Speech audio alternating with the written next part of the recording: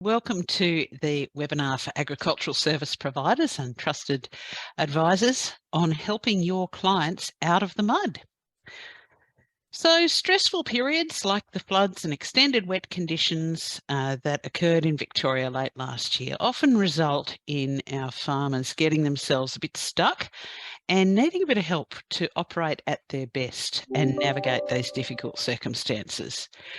And as ag service providers, you're a really important part of both the immediate and the ongoing recovery support network that's available to your farming clients through these tough times. And each of you in the audience today will have felt the weight of that.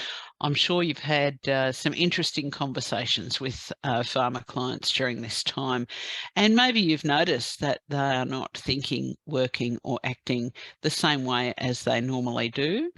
And maybe you've really felt the weight of that workload in your own thinking as well.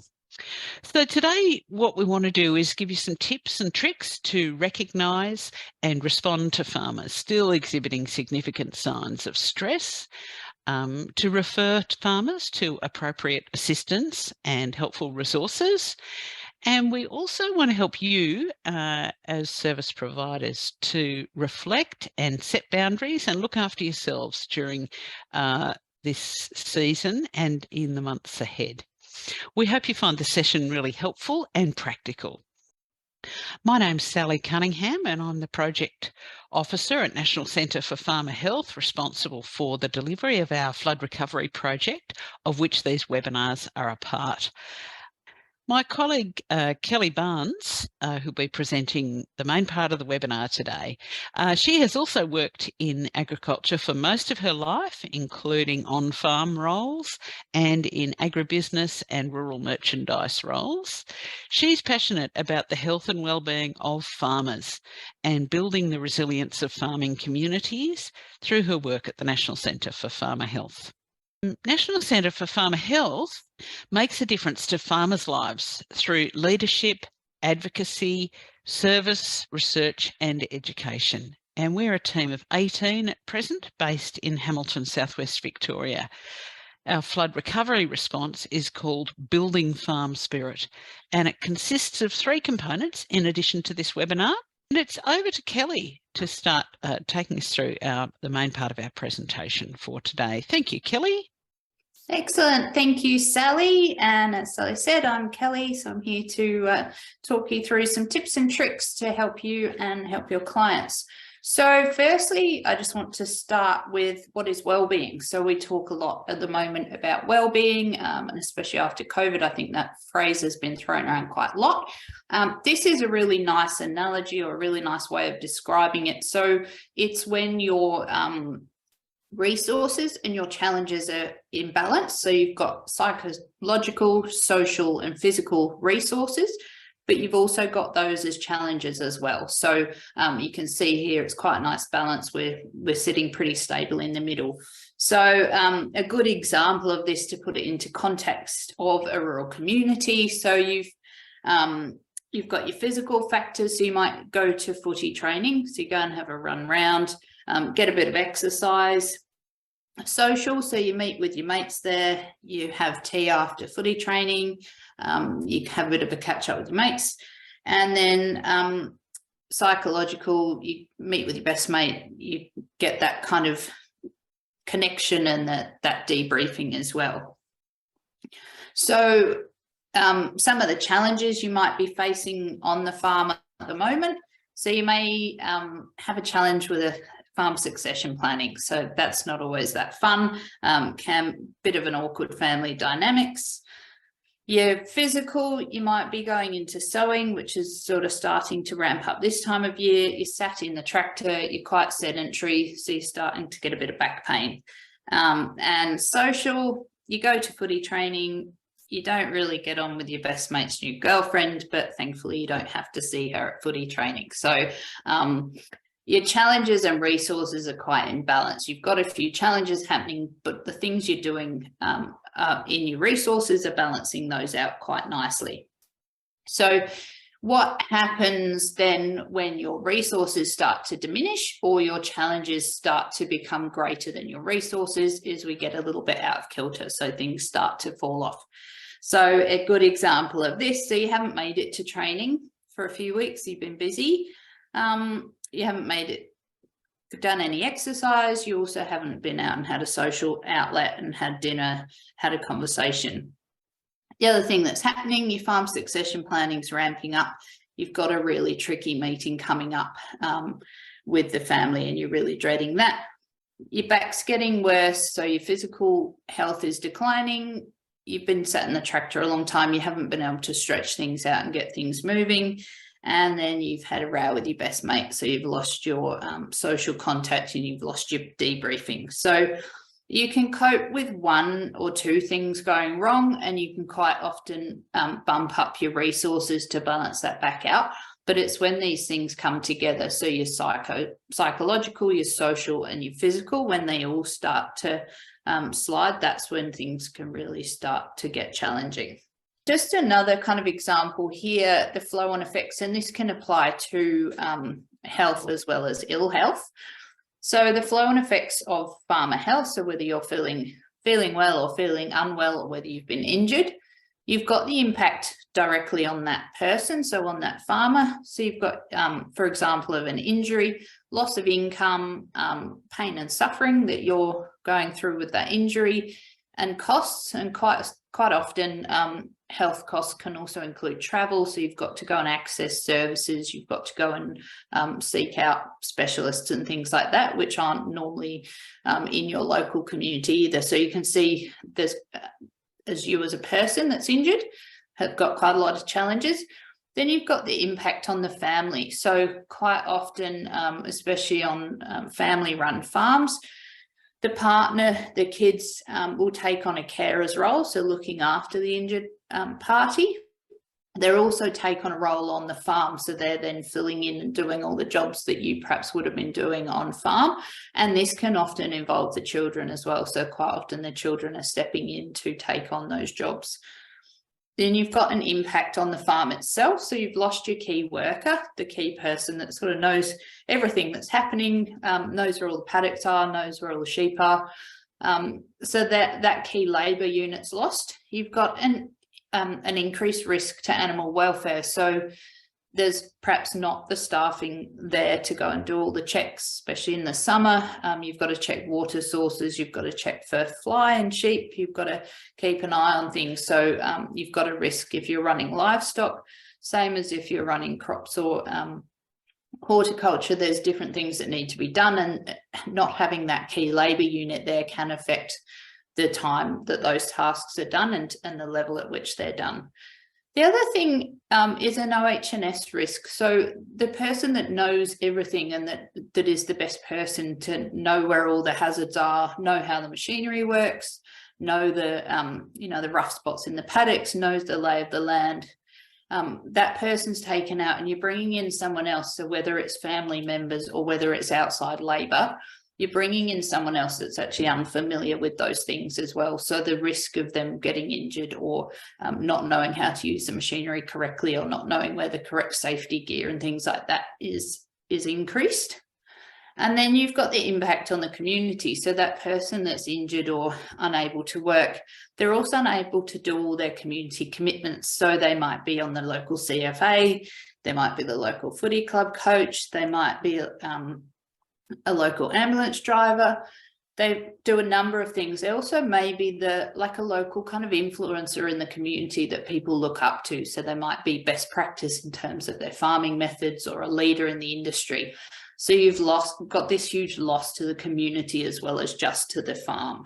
And then the other thing is, for people that are service providers, you fit in here somewhere too. So you're also a key part of this farmer's business. You also get affected. You're within that local community. An injury or an illness impacts on you guys as well.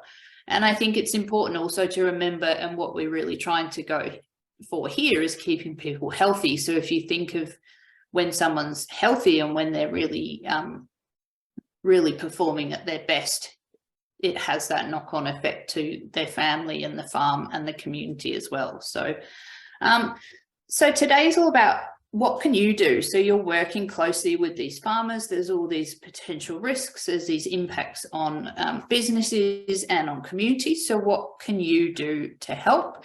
And we'll move on to a quite simple structure that we have coined here, which should be really helpful. So there's the 3 R's are a classic structure from the accidental counselling course. So where you may be coming into contact with clients and working with people that that are in distress.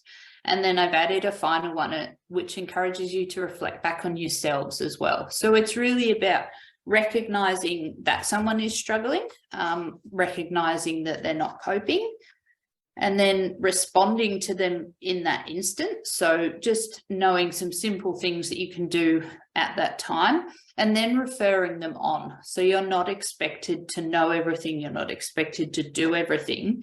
It's just really about knowing where to refer them onto. And then the 4th part, which fits really well, is reflecting those 3 key concepts back onto yourself. So in order to help someone else, learning also to recognize and respond and refer yourself when you're perhaps not coping with that situation as well. So to begin with, firstly, what is stress? And stress isn't always bad. So I always joke that sometimes I need a bit of stress to actually get things done. So it's the increased activation of the mind and body in response to demands. So it can be really, really helpful. It can help you get stuff done, but it's when it starts to drop over that curve. So we can see here some kind of form of stress is good to get you motivated, to get things happening, but it's when you reach over that tipping point and it's that prolonged period of stress that then you reach the burnout and the ongoing challenges. So a classic example, I guess, we used to, back in the olden days, obviously stress was needed if you're being chased by a tiger. It's that increased sort of energy burst to get away from that tiger. Short, sharp, ramps it up. Hopefully you outrun the tiger and everything's good, and then your stress calms down. But if you imagine, you couldn't keep running away from that tiger forever. So this is what we're talking about when we're talking about prolonged stress and compounding stress, so different factors. It's equivalent to you basically having to outrun the tiger for days and days on end. And hopefully, I'm sure some people could, but I definitely know that I could not outrun a tiger for more than about 5 seconds. So recognizing that heightened stress can be tricky. I think there's some factors that quite often do become normal.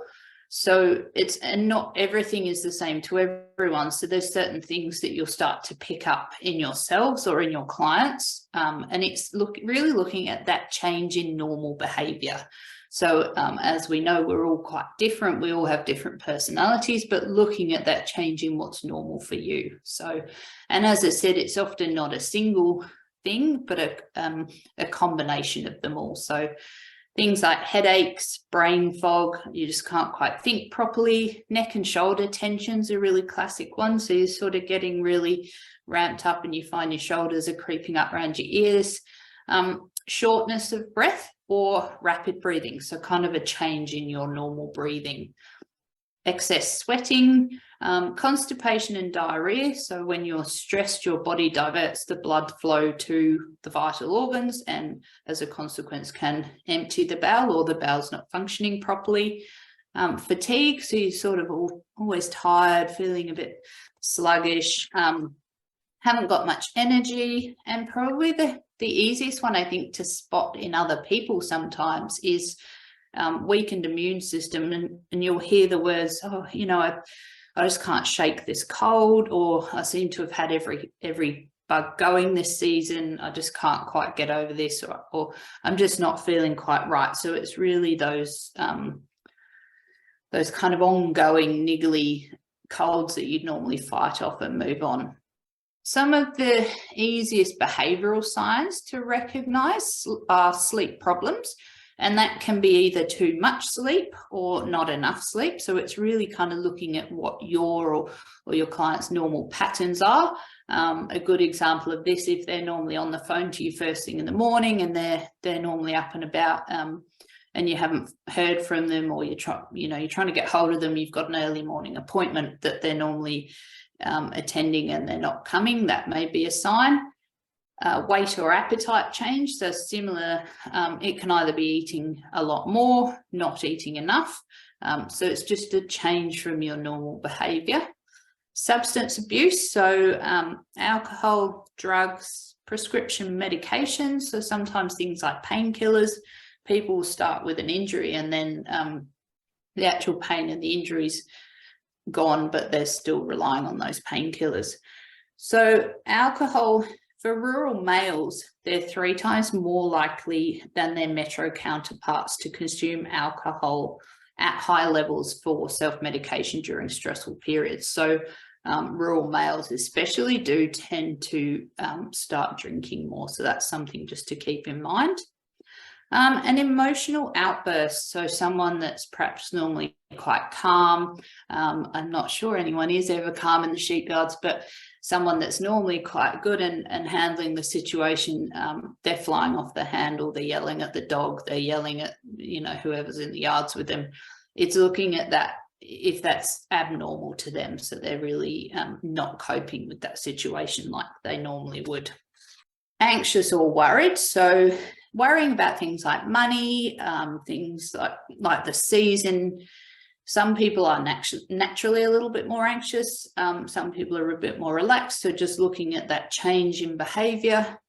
Depressed or unhappy, so their language can become quite negative. So might have been an average season. It might not have been a complete disaster, but it's that, everything was ruined. So they might think, they're not doing a good job with their stock. And they might say, I'm never going to sell these, or like they're looking really horrible. Whereas in actual fact, they're not looking too bad, but it's just their kind of view of what's happening at the moment.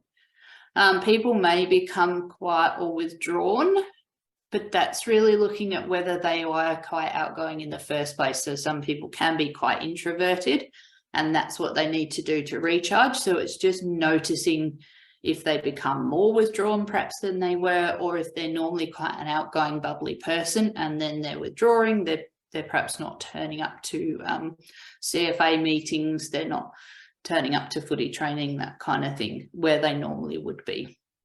And the feeling of guilt or worthlessness, so that kind of really self-critical, feeling bad, everything's a bit of a disaster, they don't know why they're doing it. So an example this year with harvest, so some people had a pretty average harvest, input costs were really high, so there's quite a lot riding on their yields. Wheat and barley perhaps wasn't too bad, beans were particularly down this year. So someone not feeling so bad, they might realise that and just say, it wasn't too bad, but we did have some losses in the beans. Someone that's really struggling to kind of work through that concept, they might say harvest was hopeless. So we got nothing. It was an absolute disaster. So even though it wasn't, it's just that their kind of perception of that at the time. So there's just a few kind of bits and pieces to look out for. I just want to play a short video now, and so this is about recovering from a traumatic event, but it applies really nicely to these adverse weather events that we see, and it just talks you through the differences between trauma and the different stages of trauma.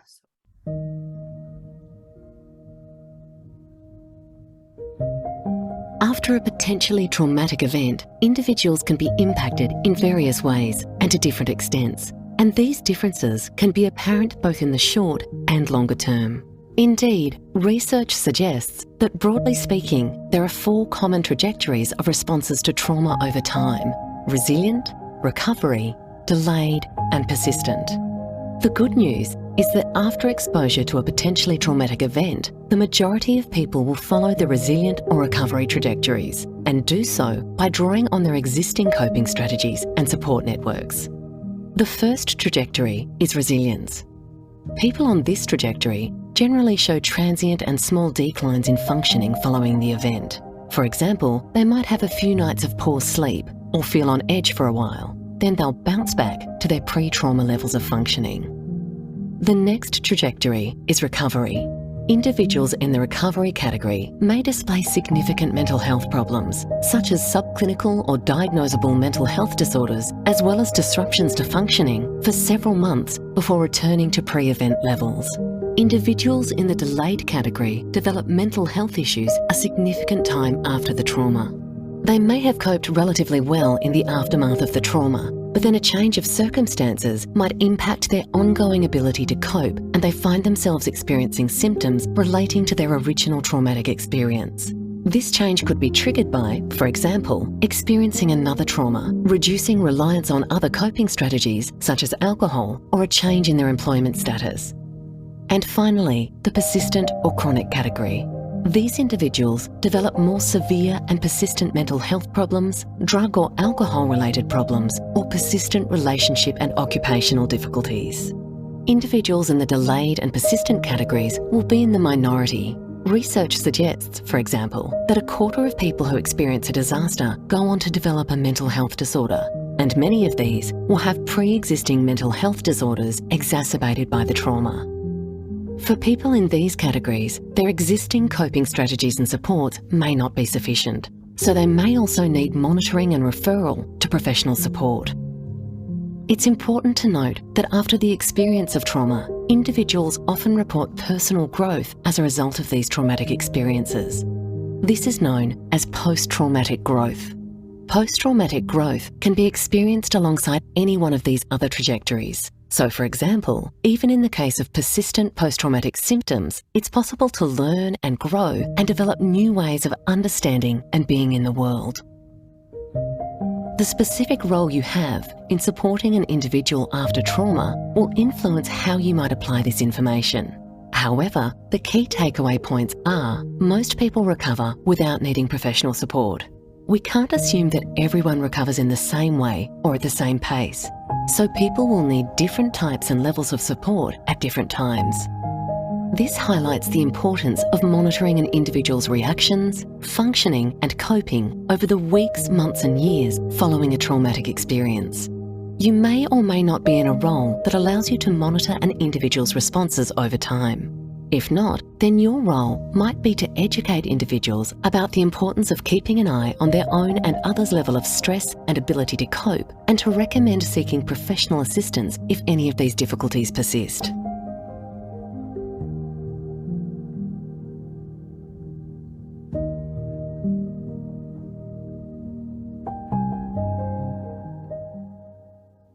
So I think it's interesting to note that only 1 in 4 people will go on to develop a diagnosed mental illness. Many would recover without the need for professional support and help. So it's important not to assume that everyone is going to need that professional help. But I think also that some people experience that stress further down the track. So say if we look at recent flood events, we're coming up 6 to 8 months post those events now. So in the thick of it, people would have been doing the practical things. So fixing fences, moving sheep, getting everything done that was really, really urgent. And now in this sort of 6 months and further on period, that's when they might start processing that trauma and processing what's actually happened. So you might find now that we'll start seeing people presenting with stress and some of the challenges. An example is the Ash Wednesday fires too. So they actually studied people sort of 2 years on and 10 years on and found they're still experiencing challenges. And some people are actually developing challenges quite a long time after that initial event. So it's important to, and probably now, so especially just start really kind of checking in and keeping an eye on people and knowing where to send them to for support, and just identifying those really early signs that someone might be struggling a little bit and not perhaps feeling as good as they did at the start. So what can you do? So you've identified that someone is struggling. You've identified perhaps now that they are starting to find things a bit challenging. We're not expecting you to be a psychologist to provide counselling. That's definitely not your role, but you can ensure they're safe. So if you're going out on farm, you might just have a quick scout around and check that they are safe in their environment, things like firearms if you're worried, just checking out what's around. Promote calm, so lowering the tone of your voice, slowing down your words, trying to calm everything down if they're feeling a bit panicked and a bit heightened. So if you think back to that tiger, if you're getting ready to run, you're sort of feeling tense and amped up. So just calming that situation, deep breaths, things like that. Ensure their basic needs are met. And this may be as simple that they've got bread and milk and some really simple supplies. It might be that they're, if they've got livestock, that the livestock have got water, that they've got someone that can come in and help do those really simple but urgent things. Promote connectedness. So try and connect them in with, say, a family member or a friend, someone that they can go to and get support. Install hope. So look towards things that may be coming up. So even just as simple as something that's coming up tomorrow, or are they going to see their grandkids on the weekend? Is their favourite team playing footy on the weekend? Something really simple that that they've got to look forward to. Promoting group efficacy. So this is really about getting them to look at their resources around them in a group form. So it might be going down to the CFA shed and gathering with their mates of an evening. It might be looking towards like a producer group that they can get information about, renovating pastures post-flood or something like that, about different seed varieties that they can resow, or, a lifetime ewe type group where they can go and get some livestock advice. And then promoting self-efficacy, so really looking at what resources they've got themselves and getting them to feel confident that they've got resources that they can help themselves. So it might be farm skills, or it might be personal skills of, unwinding, mindfulness, a psychological support contact that they might be able to reach into, a safety plan that they might have. So something that they can really feel that they've got control over themselves, and really encourage those kind of self-support acts as well. This is probably my favorite slide of all time. The biggest thing people need is to be heard. So quite often when they're in distress, they're really wanting to just get their point across, and they just want to be heard. So they need to feel validated and they need to be heard. So you have 2 ears and 1 mouth. Use them in that ratio. So listen twice as much as you talk. So quite often we want to respond straight away and we want to problem solve, but in actual fact, that person just really needs us to listen to start with. So engage in conversation with them. Ask them what's happening on the farm, what's been happening in their life, start to get them talking. Ask them what they need. So is there anything you can do to help? Do they need help with the livestock? Is there a financial counsellor or something? Is there anything they need that you can try and resource for them? Ask them what they're worried about. So, what is worrying you? Is there something on your mind?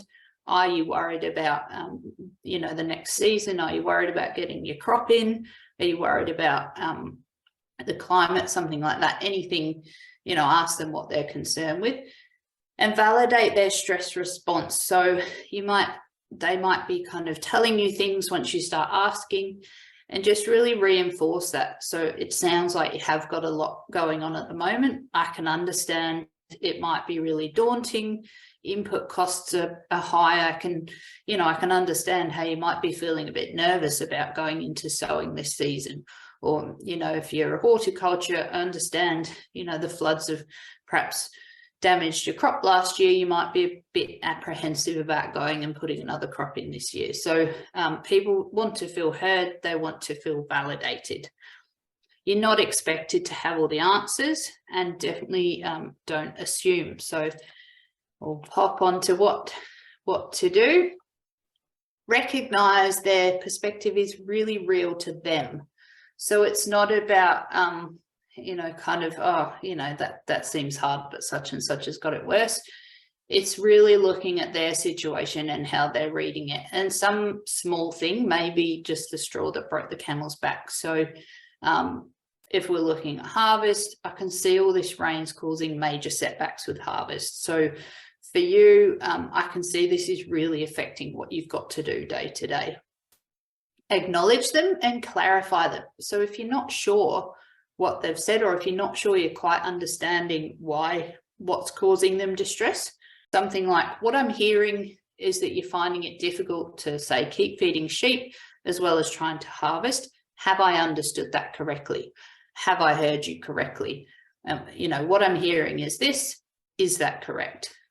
And then continue the conversation. So once you've got them talking, encourage them to keep talking about it. So, you know, I can understand feeding sheep in the wet conditions sounds really hard. Can you tell me more about that? And that goes back to that not assuming as well. So asking them what they're finding hard, asking them to tell you a little bit more about how they're feeling and what's happening for them in that situation. Stress is quite often connected to a perceived lack of control. So control can really heavily influence how much stress you feel over a particular situation. So you might have high demands, but high control, and that's not too bad, but it's when you've got those really high commands, but you've got low control over what's happening as well. So if we look at things like climate, market prices, the weather, no one can control the weather. Shearers is always my favorite one. No one can control when your shearing team are going to turn up.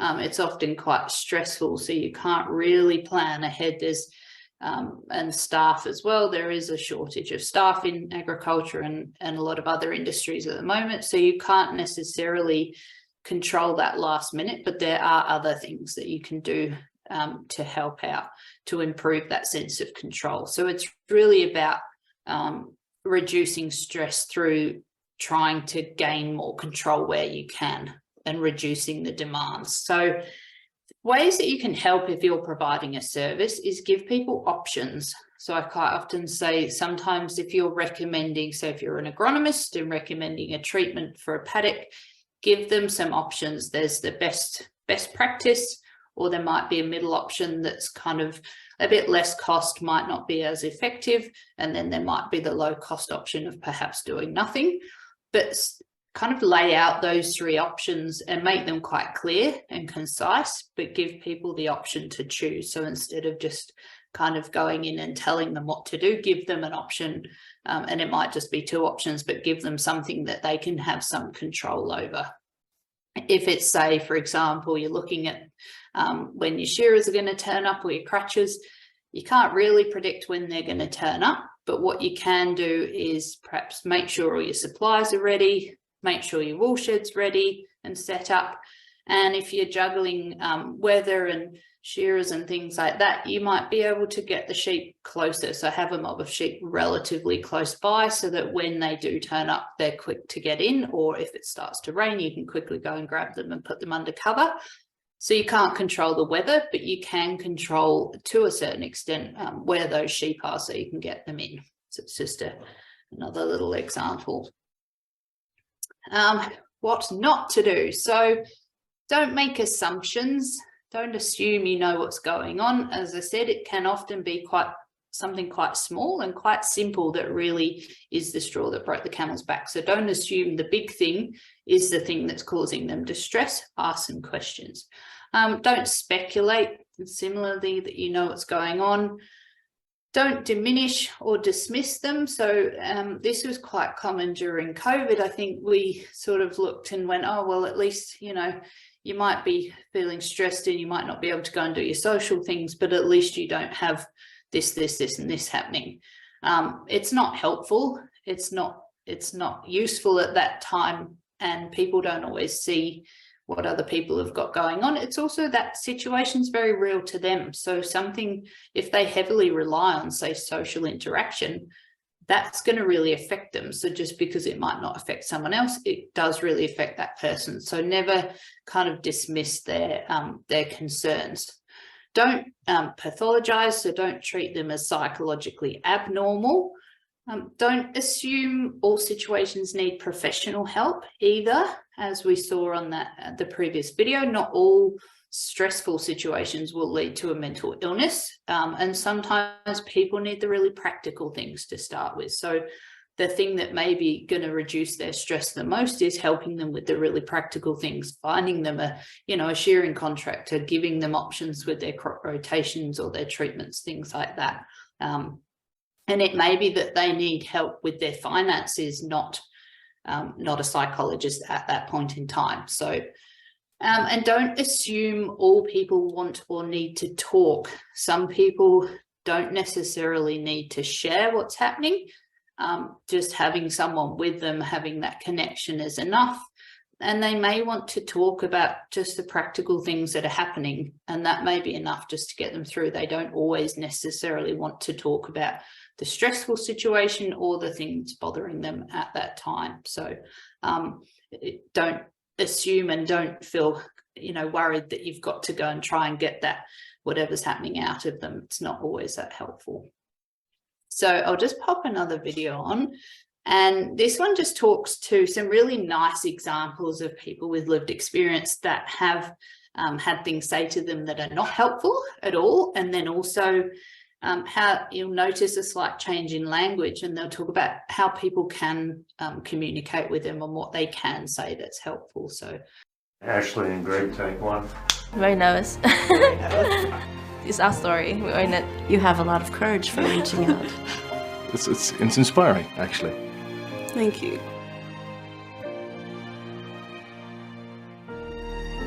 What shouldn't people say to you? You be grand. Get it together and you'll be okay. Or you just be mindful, or to just think positive. Tell them to snap out of it. Don't say get over it. Walk it off, kind of, You'll be fine. You'll be fine. You'll it's be just totally a phase. fine. Yeah. It's just a phase. They'll get out of it. You'll go past it. Yeah. Don't keep thinking that way, because it's just going to make you worse. Just get on with it. Just get on with it. Or saying they're weak, or they need to be stronger. Don't dismiss it and say, well, my life is hard too, so or there are people who have it worse off than you. Or even the best one is you need to care about others more than yourself in this. I've had that actually said to me. Or snap out of it. Don't say it's all in your head. You're not thinking of everyone else. You need to think of your friends and your family and how they're going to feel. And anything sort of dismissive is not, it's absolutely not helpful in any circumstance, really. it's all in your head. That's right. Yes, it is. That's the problem. I just want someone to say it's okay to be the way you are. Sit with them with their thoughts and just show them that you're there for them and you want to reach out to them. All I wanted was just for someone to actually listen. So they didn't actually have to say words, just to listen to me and understand what I'm saying is that I'm suffering. And I just want you to say, well, I'm here for you and you're going to be okay. I wish I could get in front of the people in my life. There's been 3 in the last 3 years that have taken their own lives. And just let them know that even though they might have thought that people didn't care about them, and that life would have been better without their existence, that they're wrong, that they are valuable, and they're part of what makes this life so beautiful, and that, people want them to stay around.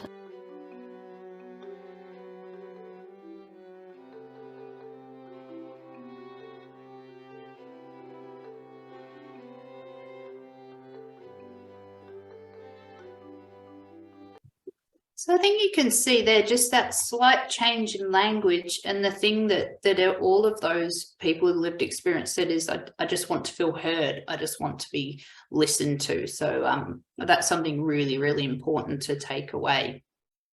So now you've recognised that someone's not really travelling that well. You've done the immediate bits and pieces that you can do to make sure they're safe, to make sure they're processing in that really kind of acute point of stress. And then what do you do? So you don't have to be their counselling support, but what you can do is know where to refer them on to. So what are their ongoing sources of support? Obviously, make sure these are culturally and linguistically appropriate. So if you've got people that perhaps English isn't their first language, seek translation or things like that. But looking at their personal support, so as their family members, you can get in touch with partner, friends, just a quick phone call to say, look, I've noticed Joe's not really traveling that well. I'm quite concerned about him. Perhaps, could you check in? Something like that. The social support, so encourage them to go back to footy training or back to netball training if they're normally really involved and they've withdrawn. Might be something simple like a gardening group that's a bit less time commitment, a bit less sort of daunting, I guess. Something they really enjoy doing. It might be as simple as just turning up to the CFA shed on a meeting and just hanging out the back if that's what they used to do, or where they can get that group support. So just really encourage them, try and kind of find out what they enjoy doing and encourage them back to those forms of support. You've got your formal support network, so always first point of call, general practitioner, resources like the Rural Aid counsellors, Rural Financial Counselling Service, and then you've got your more general wellbeing support, so your Lifeline, Beyond Blue, Men's Line. Sally mentioned at the start as well, we've got those sessions with Listen, which I'll talk to in just a second. So some kind of more formal wellbeing support there. So some of the resources that we have at the National Centre for Barmer Health that you can refer people onto, there's the Steering Straight plan, which is aimed at sort of early intervention and keeping you on track. Managing Stress on the Farm booklet, which we can send out. So that's a really good hard copy resource to work through some challenges. The Online Psychologist. So as Sally mentioned, there's some support sessions available there. The Campfire podcast. So these are perhaps a nice one to refer people onto if they're especially coming up to sowing or a busy period where they're going to be spending a lot of time in a vehicle. You can just direct them to some of these podcasts and they can have a listen and find some bits that they'll find helpful. So this is really about building that mentally healthy workplace, and there's some really good resources on there.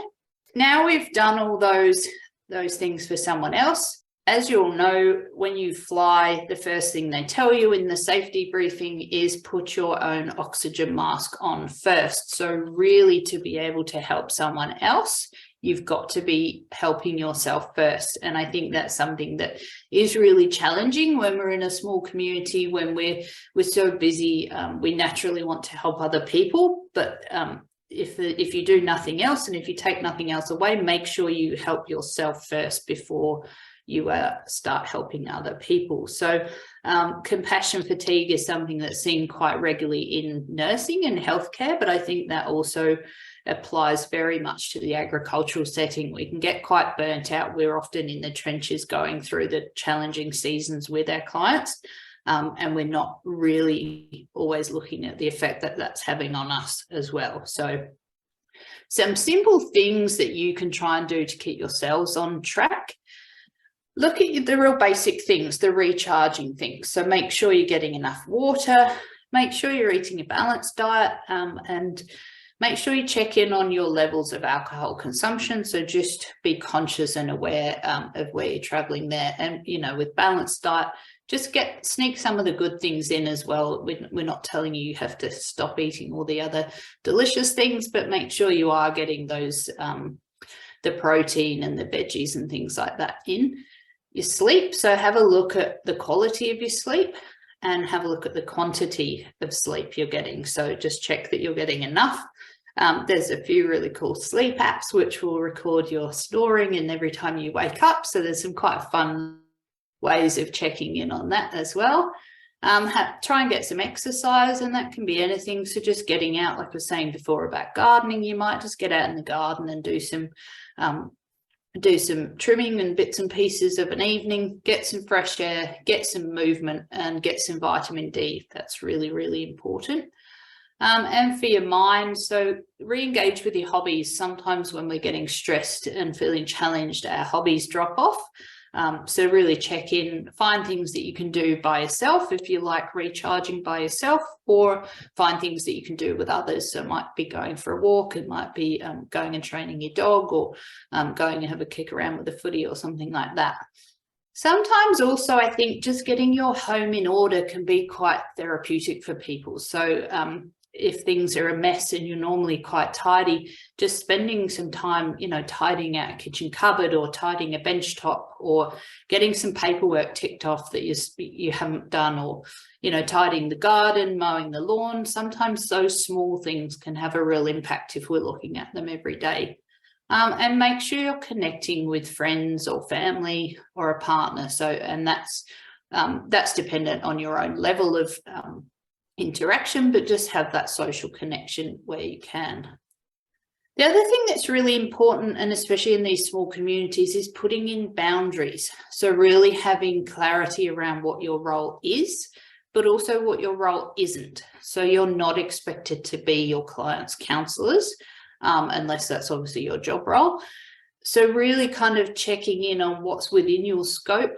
It might be escalating that to your manager as well, of, you know, just getting clarification around the boundaries within your role. If you work on your own, as a lot of people do, like consultants and vets, agronomists in rural communities, who else can you go to? Is there kind of an industry group, or is there someone else that's in a similar situation that you can just talk through and have a conversation about those boundaries and provide that support for you?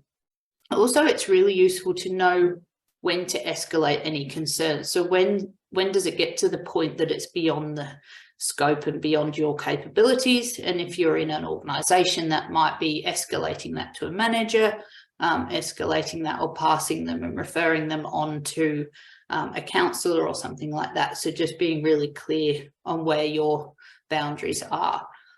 Digital connection, we're quite often getting emails on our phone, we're on social media, we're on all the time.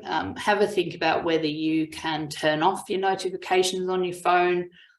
Have a look at what you're getting fed through social media. So, it, you know, with all the algorithms and things, we can start getting fed a similar narrative.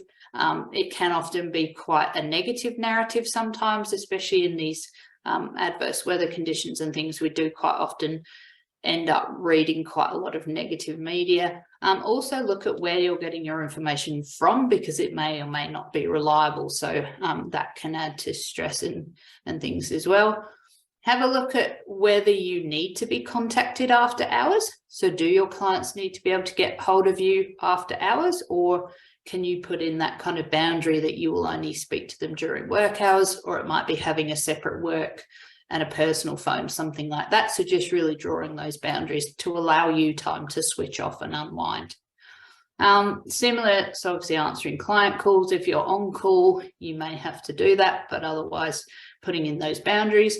And interacting socially as well. So you might see them in the supermarket, you might want to go to footy training or go to the CFA and not talk about work, not talk shop. So put in those boundaries with your clients that when you see them outside of work, you're not in that kind of work role. You don't want to answer those questions. So you might just say, look, I'm not really, you know, it's not really at the top of my mind at the moment. Is it all right if I give you a call on Monday morning when I'm back in the office, when I've got the information in front of me? So just really trying to steer them in that direction. One of the resources which I talked about before, which you can download or print out, there's a QR code there in the top corner to access it. It actually works really well for us as well. So the first page is about recognising the things that stress you, recognising your triggers, signs that you may not be coping that well.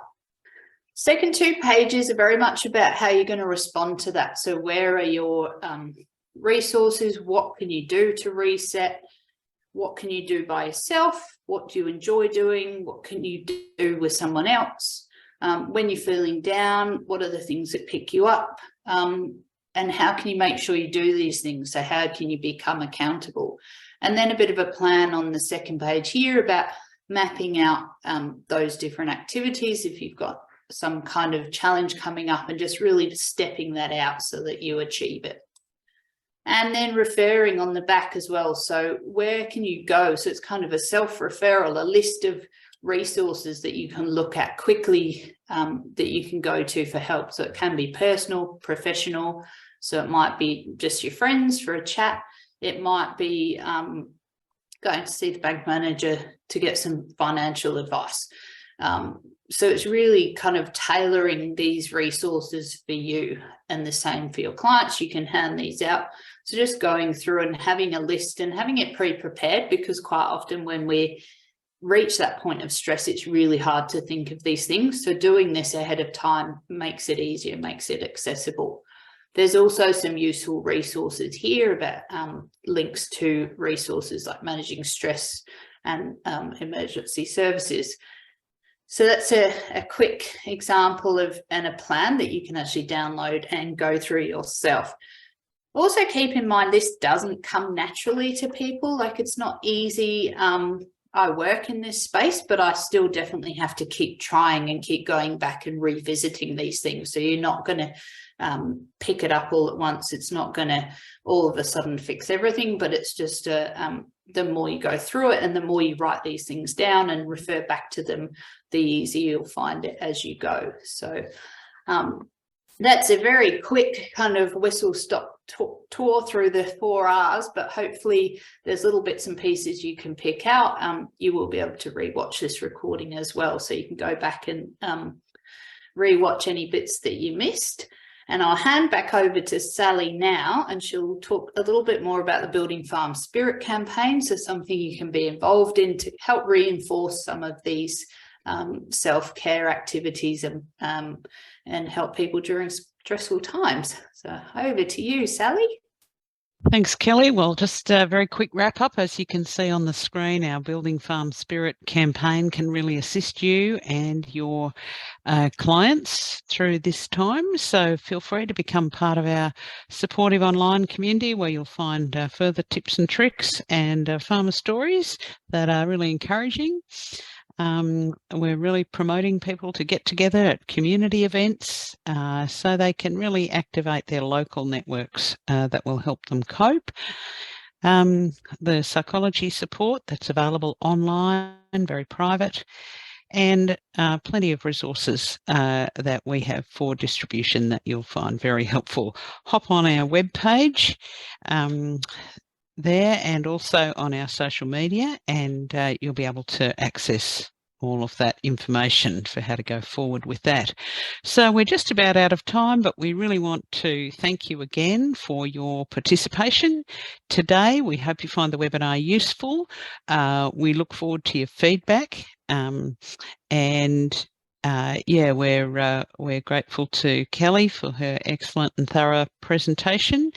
And if we can be of further assistance, please don't hesitate to contact us at the National Centre for Farmer Health